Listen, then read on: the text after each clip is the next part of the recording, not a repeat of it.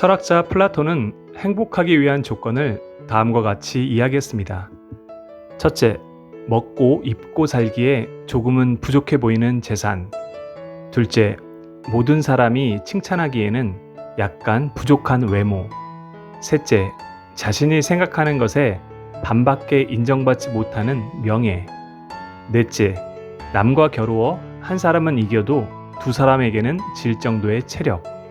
다섯째, 연설했을 때 듣는 사람의 반 정도만 박수를 치는 말솜씨. 이 다섯 가지가 플라톤이 말한 행복의 조건입니다. 행복을 위해 조금 부족하게 사는 것은 자신을 돌아볼 줄 아는 지혜와 이웃과 더불어 살아가는 마음에 여유를 갖게 해줍니다. 그러나 현대인이 추구하는 최고가 되는 행복의 조건과는 거리가 멉니다. 더 많이, 더 아름답게, 더 강하게 최고가 되는 것. 바로 이것이 현대인들이 추구하는 절대적 행복의 가치 기준입니다. 그러나 행복과 자유는 축적과 성취에서 오는 것이 아니라 자신에게 주어진 현실을 겸허히 받아들이고 만족하는 데서 얻어집니다. 거기에 진정한 행복의 가치가 있는 것입니다. 당신은 지금 자신의 모습에 만족하고 계신가요? 행복은 항상 이미 내 마음속에 숨겨져 있다는 것을 잊지 말아야 합니다.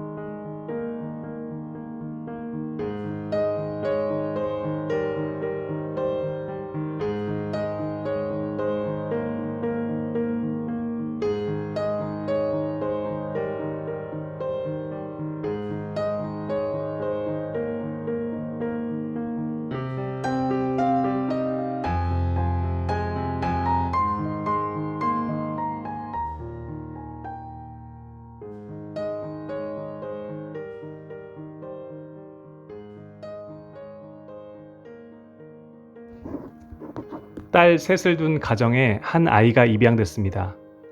부모는 아이들에게 이렇게 말했습니다. 이 애를 친동생으로 생각하고 사랑해 주도록 해라. 그런데 입양되어 온 아이가 낯선 곳에 와서 적응을 못하고 시도 때도 없이 울기만 하는 겁니다. 언니들은 이 아이를 달래기 위해 인형도 사다 주고 먹을 것과 옷이며 수많은 선물을 건네보지만 아무 소용이 없었습니다. 사랑스럽게 아이를 달래주던 언니들도 사흘이 넘게 울어대기만 하던 아이에게 지치기 시작했습니다. 마침내 제일 큰 언니가 너무 답답한 나머지 "너 도대체 왜 우는 거니?" 하면서 같이 울어버렸습니다.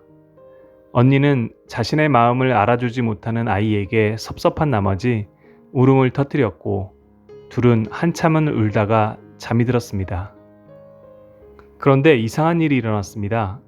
잠에서 일어난 아이는 그 다음부터 더 이상 울지 않았습니다. 함께 울던 언니에게서 동질감을 느끼면서 마음을 열게 된 것입니다. 아이에게 진정으로 필요했던 것은 값비싼 선물이 아닌 자신과 함께 울어줄 수 있는 마음의 친구였습니다. 사랑은 좋은 것만 나누지 않습니다. 아픔, 슬픔, 외로움까지 함께 나눌 수 있을 때 진정한 사랑을 나누는 것입니다.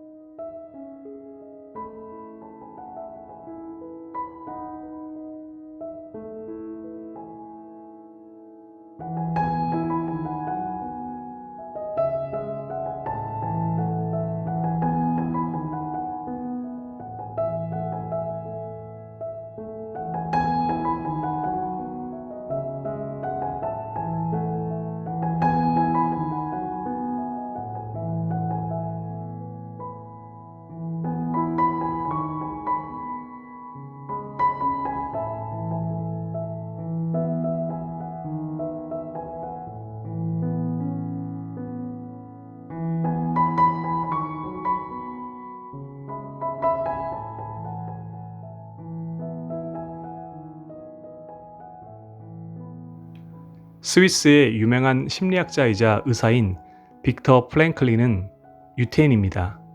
그는 2차 대전 당시 죽음의 수용소라고 불리던 아우슈비츠에서 나치의 끔찍한 고문을 당했고 수없이 많은 죽음의 고비를 넘겨야 했습니다. 그는 속으로 생각했습니다. 무서운 시대가 언젠가는 끝날 것이다. 그러면 나는 수용소에서 나가서 내가 붙잡은 삶의 희망을 세계의 수많은 사람들에게 말해주겠다. 그는 희망의 끈을 끝까지 놓지 않았고 결국 살아남았습니다. 전쟁이 끝난 후 그는 자신이 체험한 비극을 기록으로 남겼고 자신의 생존 이유를 다음과 같이 서술했습니다. 나치 수용소의 잔혹한 고문과 무서운 형벌, 비인간적인 학대 속에서 나를 생존하게 만든 것은 바로 희망이었습니다. 그는 전 세계를 돌아다니며 삶의 희망을 전하는 위대한 심리학자가 되었습니다. 전쟁은 끝났지만 여전히 많은 사람들은 희망을 갈구하며 살아갑니다. 실직, 가난, 가정불화, 이웃과의 단절, 질병과 분노가 여전히 우리 삶 속에 깊이 파고들고 있기 때문입니다. 희망을 가지십시오. 무서운 시대는 언젠가 끝날 것입니다. 빅터 프랭클린의 간절한 희망이 죽음마저 비켜가게 한 것처럼 말입니다.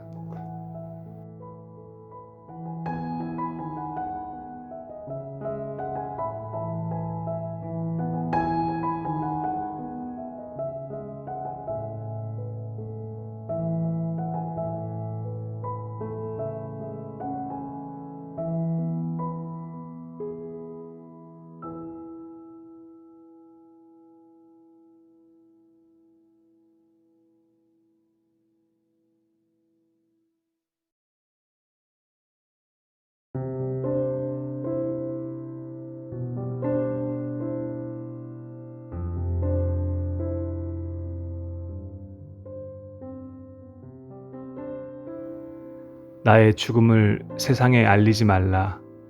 장례식도 치르지 말라. 쓸만한 장기와 시신은 모두 병원에 기증하라. 죽어서 땅 한 평을 차지하느니 그 자리에서 콩을 심는 것이 낫다. 유산은 맹인 복지에 써라.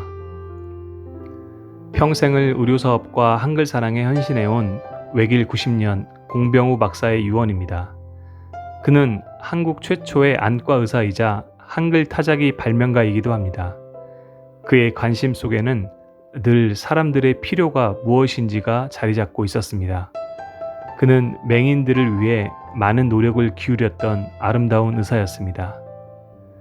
그의 죽음은 이틀이 지나서야 세상에 알려졌을 만큼 소리 없이 세상을 떠났습니다.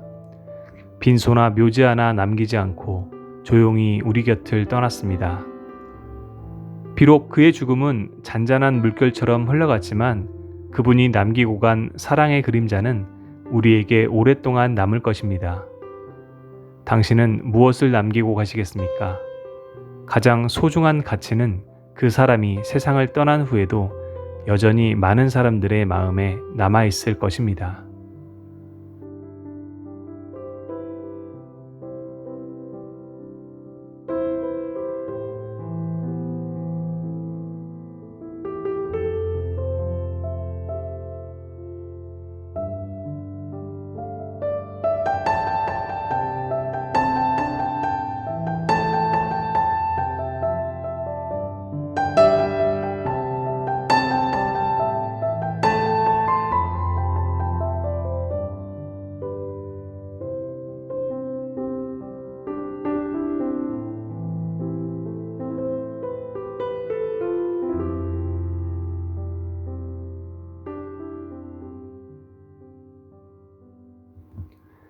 스트레스는 다음과 같은 세 가지 심리를 담고 있다고 합니다. 첫 번째, 불안입니다. 어떤 일이 잘못될까봐 늘 걱정하고 두려워하는 마음입니다. 불안은 가진 것이나 안전한 상태가 붕괴되지 않을까 하는 두려움에서 생겨납니다. 두 번째, 좌절입니다. 최선을 다해보지 않고 지레 겁을 먹거나 포기해버리는 것입니다. 어떤 일에 대해 기대할 가능성이 없어지고 해봐야 가능성이 희박해 보일 때 잘 되지 않을 거라고 결과를 미리 예단해 버릴 때 나타나는 현상입니다. 세 번째, 갈등입니다. 우리 삶은 언제나 선택의 연속입니다. 갈등은 우리가 결정한 선택에 대해 부정적으로 생각하거나 그 선택을 책임지지 않고 회피하려 할 때 나타나는 현상을 말합니다. 우리가 받는 스트레스는 육체적 한계보다 정신적 한계에 부딪혔을 때 나타나는 경우가 더 많다고 합니다. 불안, 좌절, 갈등 중 지금 당신을 힘들게 하는 스트레스는 무엇 때문에 생겼습니까? 과감한 도전 정신을 가지고 결단력 있는 선택을 하고 그 선택에 책임을 지는 사람은 결코 스트레스가 쌓이지 않습니다. 실패도 고통도 도전을 즐거워하는 사람에게는 아름답기 때문입니다.